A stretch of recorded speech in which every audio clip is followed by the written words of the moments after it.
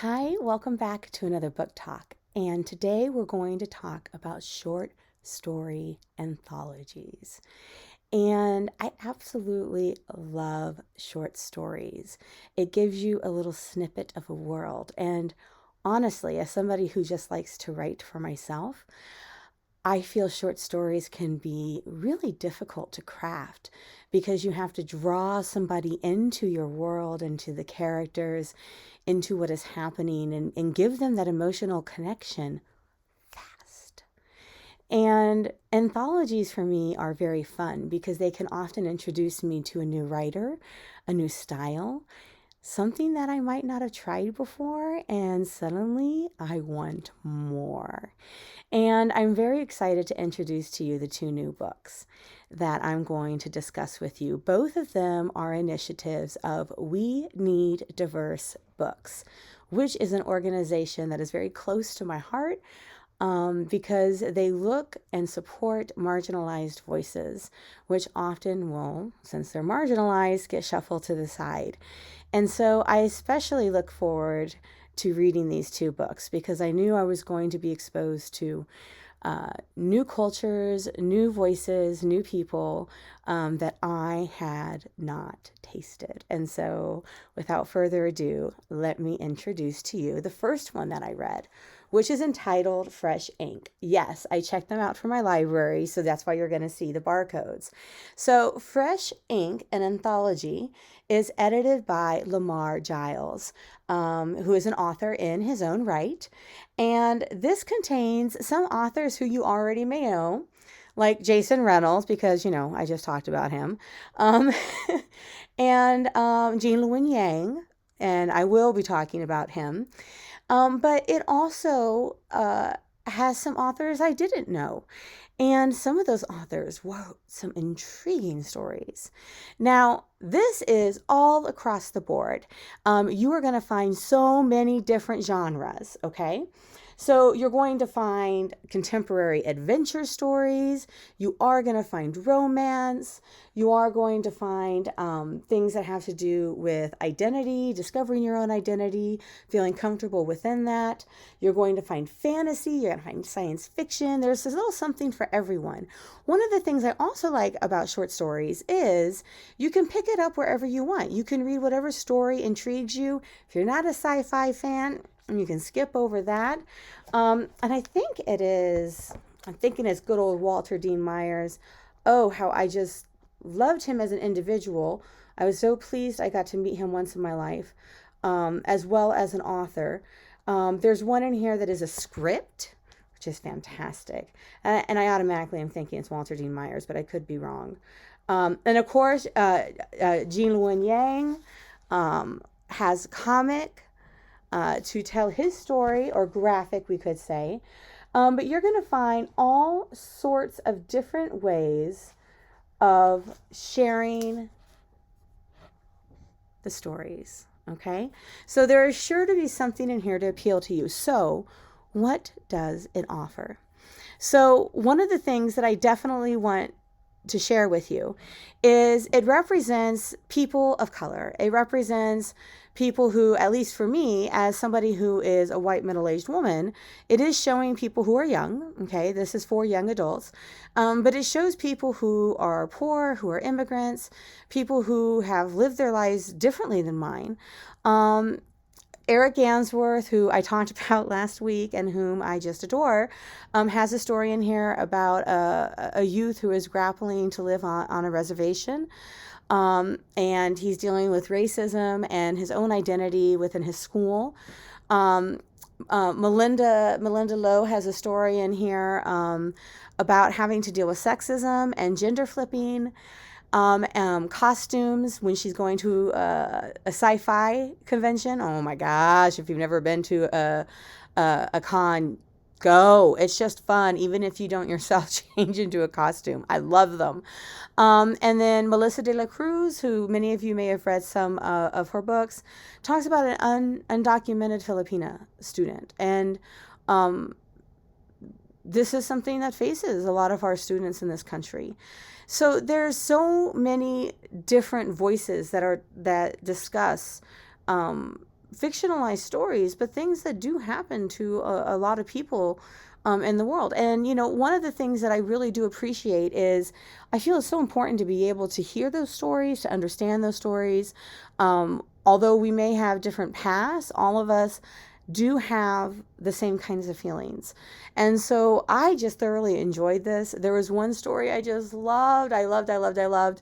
Not to diss any of the other stories, but it had to do with cooking. And a young woman, I believe she's bisexual, I don't remember, but she's bringing over a girl that she likes to her grandmother's house who's very strict. And it's about cooking. And the story, I'm going to just look up really fast. The story in here is Why I Learned to Cook by Sara Farizan. And so she brings her over to her grandmother's. And that ability, I think, to be able to connect your family with your friends and the people you care about, the people you love, it's just, her grandmother knows. You never wanted to learn how to cook until this friend comes. And so family and the connections and the way that we talk with each other, I wanted to see, how is this going to turn out? How's that going to turn out, right? And I felt invested in all of these characters. Amazing authors. I am going to list all the authors on my book talk, but here's the page so you can see the authors in here, and find out a little bit more about We Need Diverse Books. And I do think it's important. Books is one way that you can learn about other people and other cultures and their experiences. Because sometimes you might feel like, geez, I don't want to just come right out and ask you about something. That might seem maybe a little weird or maybe a little bit invasive. But this is one way that we can also get to know each other, is through books. And so We Need Diverse Books does recommend and have a lot of wonderful books on their site that you can look through. You can ask your librarian too. Fresh ink though, edited by Lamar, Giles. I loved it. Okay. So the next one that I just finished that I want to share with you about is called, and I apologize, the barcode, I didn't put it on, covers up a little bit of this beautiful cover. It's called 1,000 Beginnings and Endings. And this is edited by two wonderful people, Ellen O and Elsie Chapman. And Ellen O is the founder of We Need Diverse Books. And Elsie Chapman also sits on the board. And so look at the back. I don't know, it's too much glare, of all the lovely people who are contributing to this. Oh, and I forgot to mention in Fresh Ink, there are 12 short stories by different people. Okay, 12 short stories. In this one, we have 15. And let me open it up so you can see a little bit better what the stories are and who wrote them. Okay, and you can also tell underneath them the origin of what the stories are. And this is the fascinating thing about this book. I think it's Ellen O at the beginning. I will double check in a moment. She discusses the idea for this book. And again, this is another book from that is supported by We Need Diverse Books. This is where it originated from. And what I love about it is I used to love to read, and this is what the introduction talks about.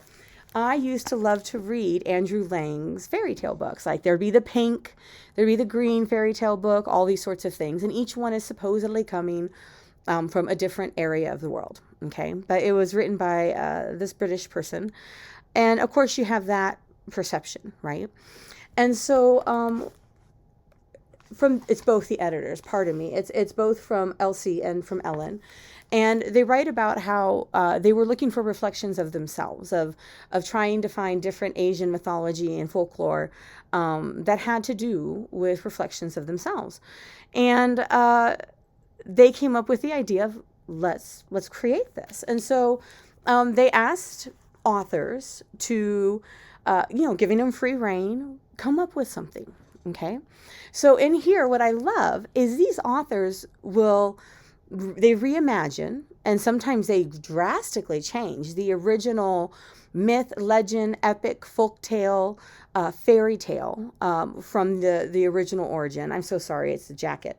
And then at the end of each one, they will tell you the country or the area of origin, and then what the traditional version is. Now, we all know that stories may change depending on who's telling it or the region, and they will acknowledge that, and they may tell you a few different versions of what it is. So let me show you an example of that. And so there is this one, Forbidden Fruit, and at the end of it, you will see where it comes from. So it's Filipino, and then they will give you a quick summary of it. I was thrilled because for me, most of the fairy tales and things that I know are very Western. And all of these were new to me. There was one that I was familiar with, but the rest were all very new to me. And here is the coolest thing. You get different genres. Some are very much set contemporary, some are fantasy, some will retell it very much like a fairy tale. One is science fiction. Woo, that was cool. The science fiction one was a Hmong tale, and I wasn't expecting it. It was I just wasn't expecting science fiction. One of the ones that fascinated me was it was a ghost story, of course, but they're not called ghosts. It's based on a Chinese tale. I had never heard of it, and it's a practice. It's a ceremony. The Hungry Ghost Festival.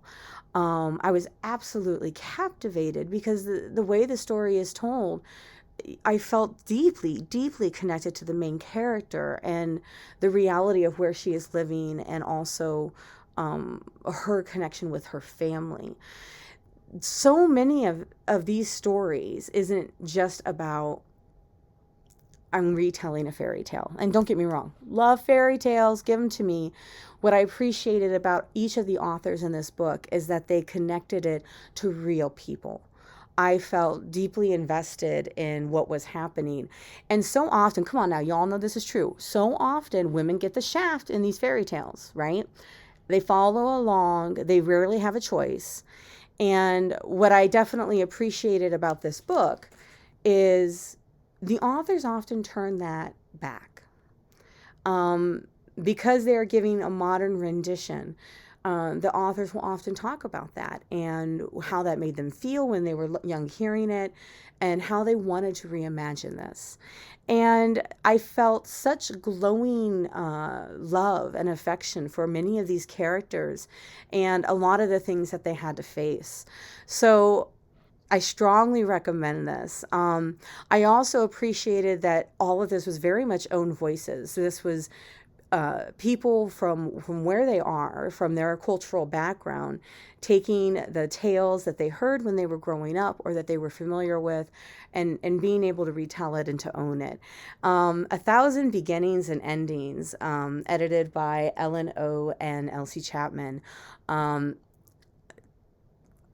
just got to say, I have, with both of this book and Fresh Ink, it's very rare that you come across an anthology, okay, a collection of short stories by different authors, and you don't find a dud. I'm just going to say it like that. And in both of these, no duds. They're fantastic.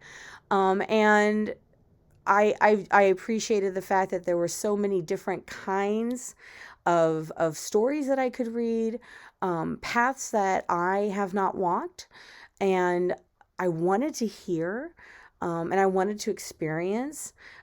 This one was so beautiful. And some of them, I read them, and the ones, for example, that were written like a fairy tale. And I wanted to be in those places. I wanted to be where there was magic. And it made me feel young again. My high school kids better not tell me that's never going to happen. I don't want to hear you. But this, yeah, this is beautiful. So I highly recommend Fresh Ink, an anthology, edited by Lamar Giles, and 1,000 Beginnings and Endings by Ellen O, edited by Ellen O, and Elsie Chapman. Once again, you're going to find authors in here you may have heard of, some brand new. And I am excited because I got some authors that I can start checking out. So my students, look, they're in your library physically, and they, I think, are in our digital collection. Others, what are you waiting for? Go check them out from your library, or, if you want them for yourselves. And again, I highly recommend checking out and looking at short story anthologies. It's a wonderful way to see if you find an author that you might like and you want to check out more of. And the wonderful thing is if you don't like an author in it, you can skip. You tried it, and look for someone else.